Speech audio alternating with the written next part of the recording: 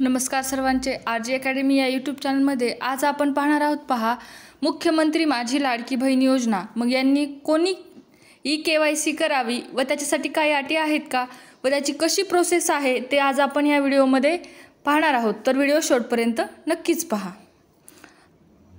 Ladki Bahin KYC कशी करावी जाणून घ्या संपूर्ण प्रक्रिया। मुख्यमंत्री माझी लाडकी बहीण योजनेच्या सर्व लाभार्थी महिलांना आता KYC प्रक्रिया करावी लागणार आहे।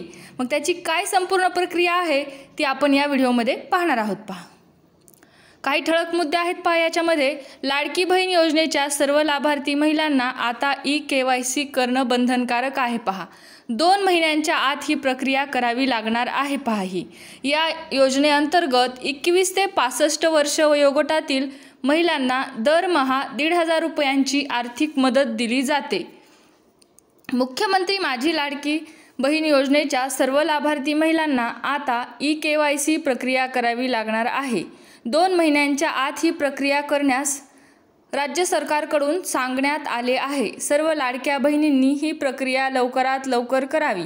ही प्रक्रिया आपल्या सर्वांच्या हितासाठीच आहे।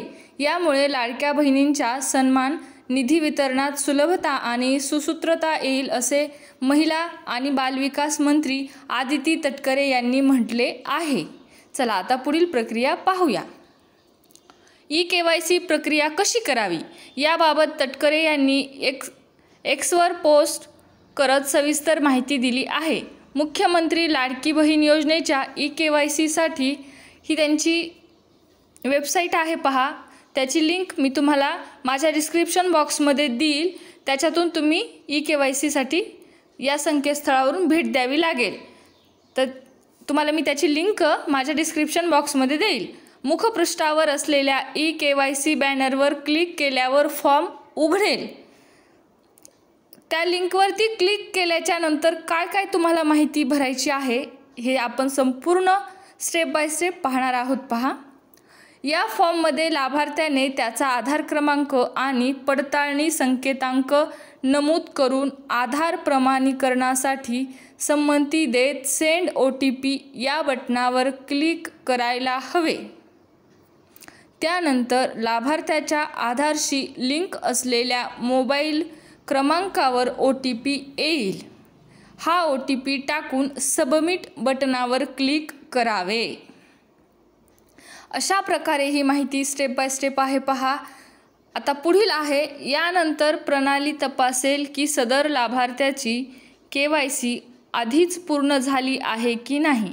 जर आधीच पूर्ण झाली असेल तर KYC आधीच पूर्ण झाली आहे असा मेसेज येईल। जर ही प्रक्रिया पूर्ण झाली नसेल तर आधार क्रमांक मुख्यमंत्री लाडकी बहीण योजनेच्या पात्र यादीत आहे की नाही हे तपासले जाईल।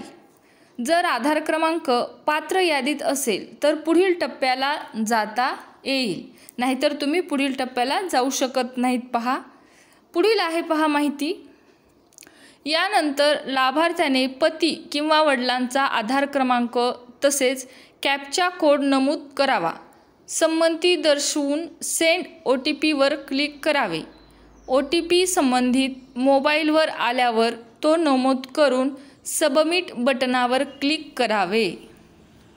त्यानंतर लाभार्थ्याला त्याचा जात प्रवर्ग निवडावा लागेल आणि खालील बाबी प्रमाणित कराव्या लागतील त्या पुढील प्रमाणे। मग त्या कोणत्या बाबी आहेत पहा, तेही पाहूयात।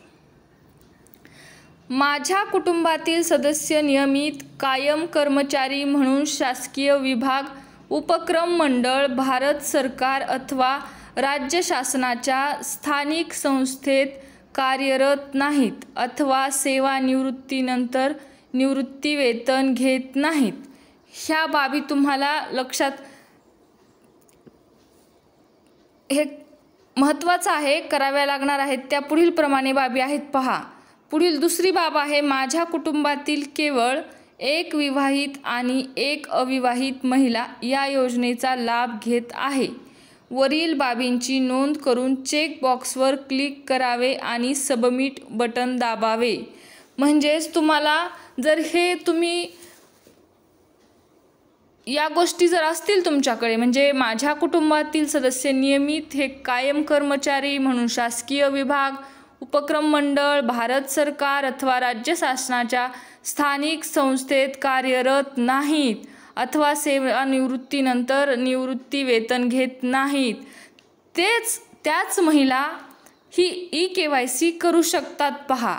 तसेच दुसरा मुद्दा काय आहे महत्त्वाचा, माझ्या कुटुंबातील केवळ एक विवाहित आणि एक अविवाहित महिला या योजनेचा लाभ घेत आहे. वरील बाबींची नोंद करून चेकबॉक्सवर क्लिक करावे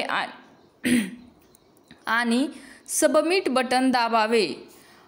अशी प्रक्रिया आहे पहा ई-KYCची. आणि शेवटी सक्सेस, तुमची ई-KYC पडताळणी यशस्वीरित्या पूर्ण झाली आहे असा मेसेज तुम्हाला येईल पहा.